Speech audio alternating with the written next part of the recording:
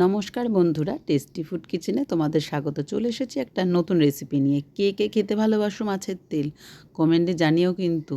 আর মাছের তেল কে কে এইভাবে করো দেখো। আমি প্রথমে পেঁয়াজ আর রসুন কুচিয়ে তেলে একটু ভেজে নিলাম, তারপরে দিয়ে দিলাম মাছের তেলটা, দিয়ে বেশ নাড়াচাড়া করার পরেই দেখা যাবে তেলটার মধ্যে দিয়ে তেল বেরিয়ে আসছে।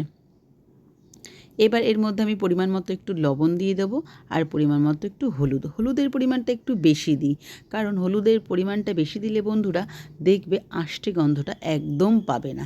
তার জন্য যখনই মাছের তেল রান্না করবে অতি অবশ্যই একটু হলুদ বেশি দেবে। আর এদিকে দেখো ছোট্ট ছোট্ট করে বেগুন কেটে রেখেছিলাম আর তার সঙ্গে লঙ্কা চিড়ে রেখেছিলাম, কাঁচা লঙ্কা, বেশ একটু ঝাল ঝাল হবে বলে একটু বেশি বেশি কিন্তু কাঁচা লঙ্কা দিতে হবে।